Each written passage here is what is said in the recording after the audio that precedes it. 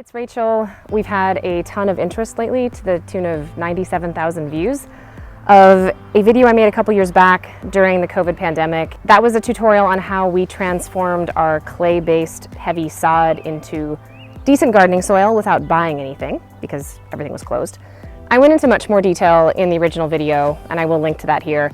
The short version is I have heavy clay soil with a thin layer of like builder rolled out sod on top of it.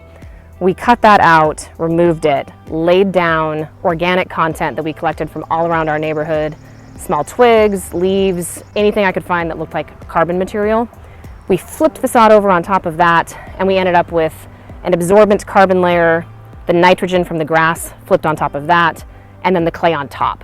And as we have planted into it over the years, the roots and soil decomposers have broken that clay up and really helped to work it through. It's now 2 years later, and I figured given the interest in that video, I would give an update and show the results of that experiment 2 years in.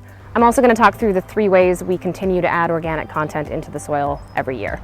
Zooming in here, let me show you where we're at 2 years later. So, flipping that up.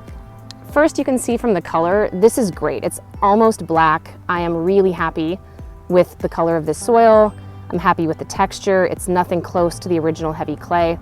You can tell probably there's still quite a bit of clay content in this. It's far from, a fluffy loam, but it really has broken it up nicely. And the clay that remains right now effectively gives me higher mineral content in the soil as well as really nice water retention, but is not a problem anymore. I don't have water logging, I've got good drainage. Overall, I would say this approach worked extremely well. In addition to the original experiment, which was effectively a massive transfusion of carbon into the soil, we also every year do 3 things to improve the organic content even more. First is in the form of what we plant in the soil. So if you zoom in here, you can see the remains. This is last year's crop, and anything like this was a salad green that is harvested as the plant itself. I just at the end of the season cut it off at the soil and I leave the roots in there to decompose. This will get broken up by worms and other recomposers in the soil. For crops where I harvest the fruit, peppers, tomatoes, things of that type, I go a step further, and at the end of the year, I dig those in the form of trench composting. That returns all of that mineral and trace content the plant took out of the soil, as well as the carbon that it brought in the form of carbon dioxide to build itself, and all of that ends up in the soil. The last way I use plants that we grow is with cover crops. I did a whole video on buckwheat as a cover crop. I plant it in between my spring and my fall crops. It's a really quick cover. That works well. I can dig it in at the end before I put in the fall crops and terminate it to give even more of a boost of carbon to the soil. The second is my paper planting templates. Again, I'll link a video on that. Those are made out of a weed barrier paper, and I just cut openings where my transplants are going to go. The nice thing about that, in addition to adding organic content, as it does break down and biodegrade every year, it also controls weeds. One of the questions I got a lot on the original video had to do with whether I was worried about importing a bunch of weed seeds as I went around to our neighbors and grabbed all this organic content from the curb. And yes, I was.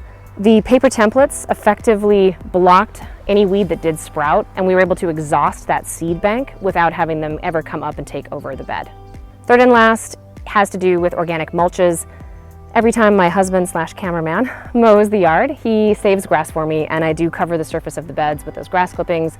And because it's coming from my own yard, I know what it's been treated with, and I'm not worried about crazy herbicides getting in and infecting the beds. One more video link here to show at the end of the season, I also have what we call the magic composting mix. That is where we do a final mowing of the lawn and we intentionally mow over a whole bunch of leaves at the same time. We get chopped up carbon, we get chopped up nitrogen, all finely ground and mixed together. We then layer that heavily on top of the beds at the end of the season.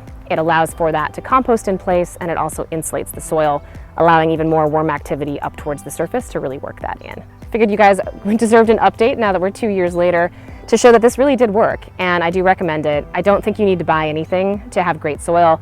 No shame in buying some compost to get yourself started, but at the same time, if you've got a little bit of patience, you can continuously improve your soil without buying anything at all. I do try and talk a lot about how to improve soil and how to not buy things and still grow for your family. If you have any topics I didn't cover here that you'd like me to address, throw them down in the comments and I will do my best to cover them in a later video. Until then, hope this was helpful. Thanks.